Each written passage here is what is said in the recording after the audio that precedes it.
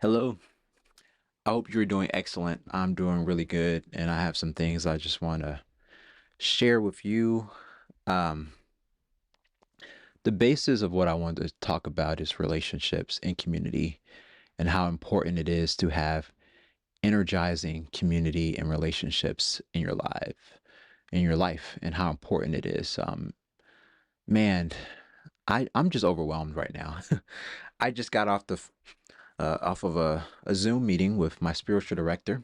And if you don't know what a spiritual director is, it's just like, and this is formal spiritual direction. I mean, you can receive informal spiritual direction from just about anyone that you're trusting, that you know has your best interests in mind, and is um, godly and full of the Spirit. So, for this particular spiritual director that I have in my life is a formal spiritual director. So we spend about an hour, about once a month, just discussing what God is doing in my life. And it's a person that is not connected to any of my groups, not my church group or anything that's kind of tied to, um, I don't know. You kind of want someone outside of everything so that you can have I think, a healthier perspective.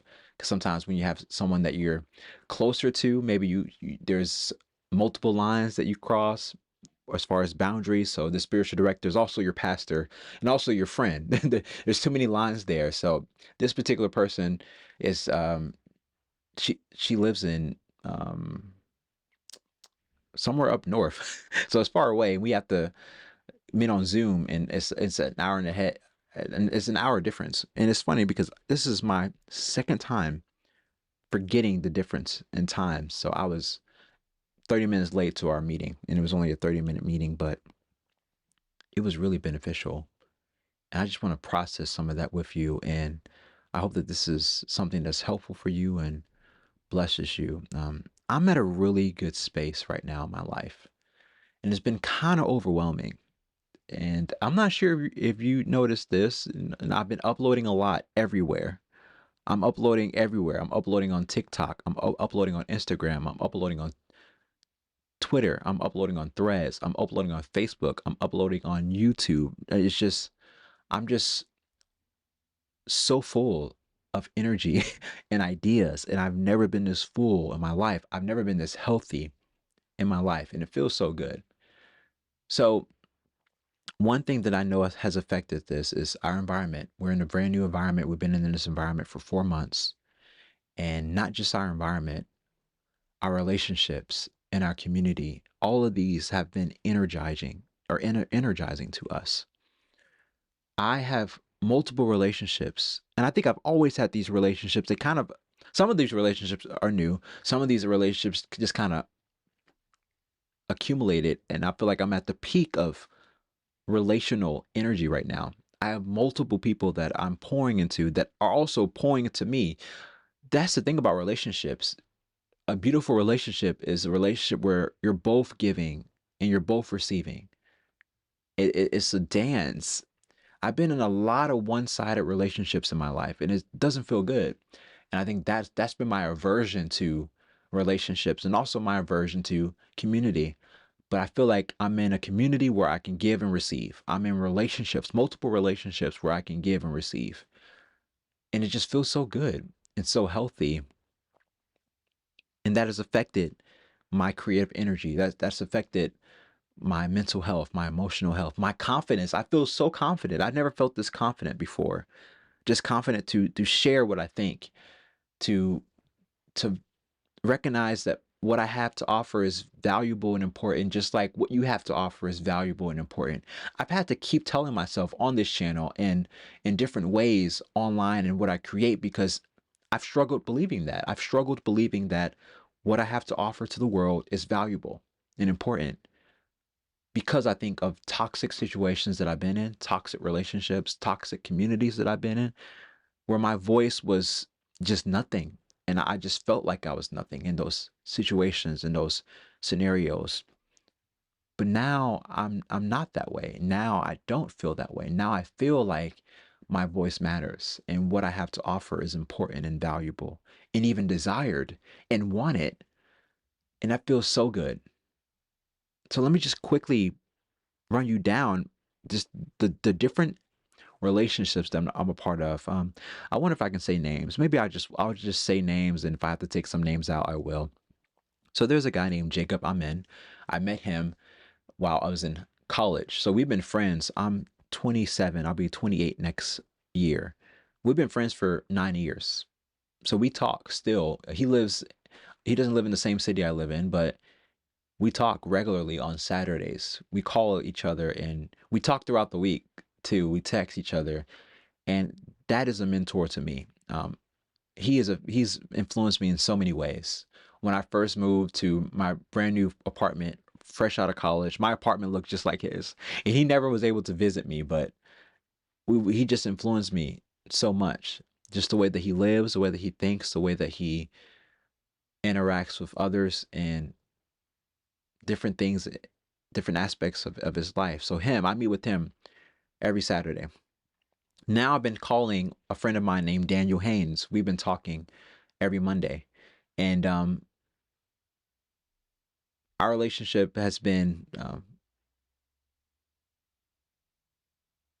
important for my intellect, but also important for my ministry perspective. He is a minister at heart, and he loves the church, but he also wants to challenge the church. And so our relationship has been in that capacity. We come together, we lament together a lot, and we encourage one another as well. So I talk to him just about every Monday.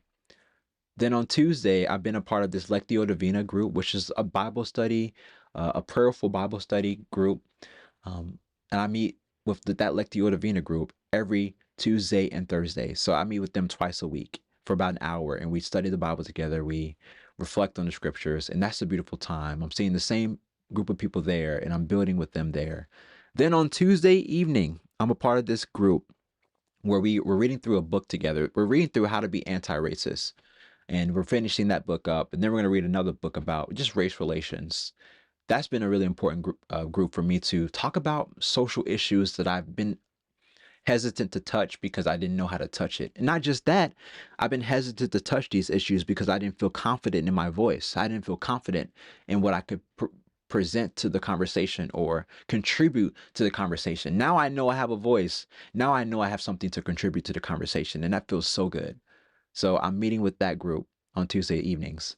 On Wednesday mornings at 6 a.m., 6:30, I meet with this group of, they're all older than me, older men, and we're reading through a book. I think it's called Camping with Kierkegaard, something like that. It's a philosophy book, but it's practical philosophy. So it's not just all in your head. It's about how to live out philosophy, philosophical ideas, particularly Kierkegaard. So I'm meeting with that group every Wednesday morning. And then on Wednesday afternoon, I have lunch. We have something called lunch at Lorna at my community, my church, and I get to eat lunch with people that show up, and that's always a good time. And then of course on Wednesday nights, I have time with the youth. And then Thursdays, I have that Lectio Divina again. And recently, Thursdays, I've been talking to one of my good friends, Andrew Hicks. We've been talking pretty consistently on and off for years, but we wanted to commit to talking regularly so that we can make sure that we have this space every single week, because every time we talk, it's a good time. It's encouraging. He's also a fellow minister, and he loves the Lord. He loves theology. He loves love. He loves love, and that's important for my relationships. Not for you not to just love God or love theology or love talking about God, but to love and to love people. And he loves love. So Andrew, and then I'm stepping back. There's one more. I think it might be, there could be more, but this is what's all that's coming to my mind. A friend of mine named Todd Mort. We meet on Wednesdays via Zoom or FaceTime. He lives in a different state than I do, but we used to live together or live in the same city, and we would meet together every week for coffee, and sometimes we went to the park, and that was a special relationship with me or for me because he's older than me, but I never felt the distance in our age. It always felt like we were always on the same level. He's much older than me. He has a lot more life experience than I do, but it's always felt like we're on the same level when we talk. And it's very rare for me to have a relationship with someone like that older, because it's usually just, I don't know, there's just a power struggle maybe, but not with Todd. Todd sees me as an equal. I think he recognizes the spirit within me, and I recognize the spirit within him, and we just come together and we encourage one another. We process our lives. We check on the well-being of each other. We text throughout the week too, but we make sure that we're meeting together, just to have that dialogue over FaceTime every week. And that's been energizing to me. For we were meeting for over a year. So I have all of these relationships. And I'm not even talking about the church community that I'm a part of right now, that's been so helpful and so beautiful. I meet with them on Sundays, and of course other times throughout the week in different ways. And I can keep going. There are names that are coming to my mind even as I sit and think, like Daryl Schaefer. I see him multiple times a week. He goes to my church, and I really enjoy his presence, and I enjoy being with him. He is an open person. He listens. He is eager to know what you think, and he sees me as an equal too. Greg Newton, the pastor at my church, he has been influential to me as well, and our relationship has been beautiful. Ken Haynes, I could just keep going. I can keep saying the names of the people in my life, the relationships that I'm building, that have just kind of floored me and floored my heart. And as I was processing some of that with my spiritual director, I just know I need to let this out, to take some time to rejoice, to celebrate relationships, to celebrate community, and to praise community and relationships.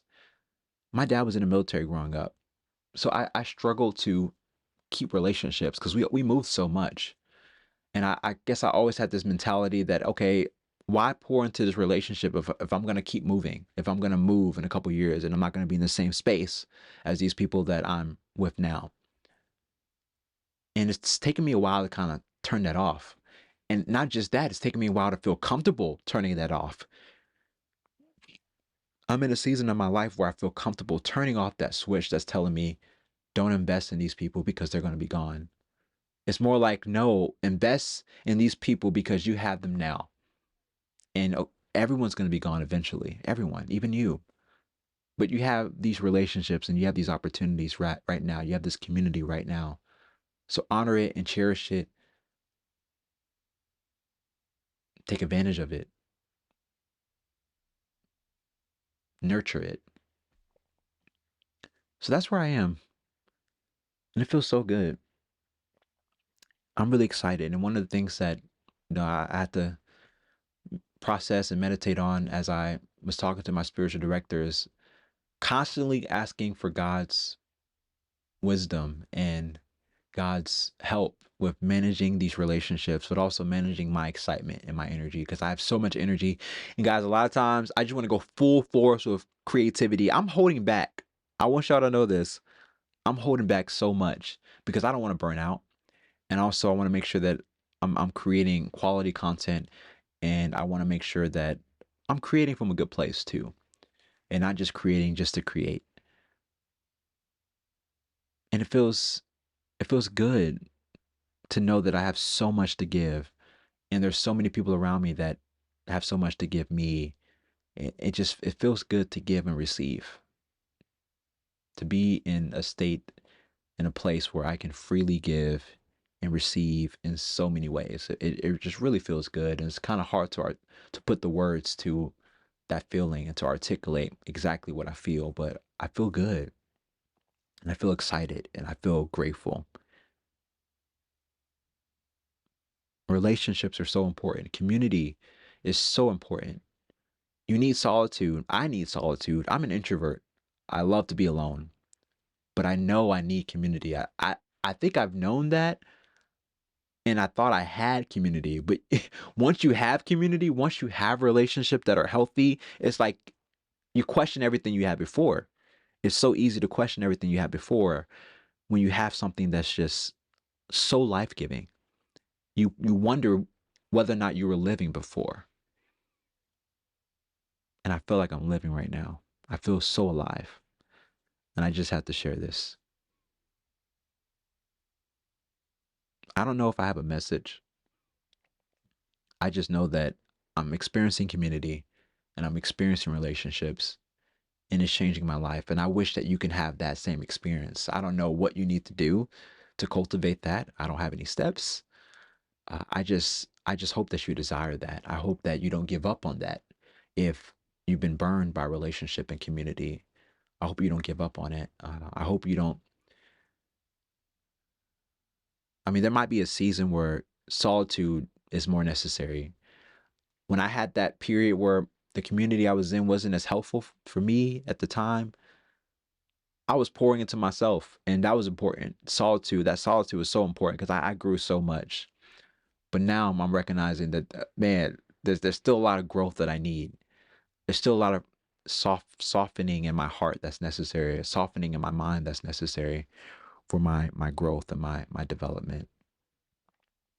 So yes, you may have seasons where you need solitude, more solitude than you need community, but I hope that you get back to the community aspect of your existence because we need that. We are relational creatures. We understand everything in relationship to something else. Everything that I'm able to see right now, I see because of my relationship with light. You see that? Like there's nothing that I can experience in this life void of everything else that I'm around. Everything is relational. Everything is connected. I can't even create this video and share it with you without my laptop, my microphone, my editing software. I mean, the whole nine. There's a lot that goes into just something as simple as making a video. And I guess it's not simple when you break it down, but everything is relational, everything is connected. We learn everything relationally. And embracing that and dancing with that and going with the flow of that reality, I think is a beautiful way to live. I know I've been talking a lot when my mouth is starting to get dry. So I'm going to stop this. I pray God's blessings over your relationships in your life or the lack thereof. I pray God's blessings over this particular season that you're in, whether it's solitude because of the environment that you're in or it's community. May God reveal to you what you need to see. May God soften your heart and your mind. May God carry you through. Blessings to your day. Thank you for watching. Thank you for listening too. I know sometimes I get on here and I rant, and it's mostly for me because there's something that happens when I'm able to process and create something and then share it. It's spiritual formation for me, but also it's a gift to be heard. So thank you for hearing me.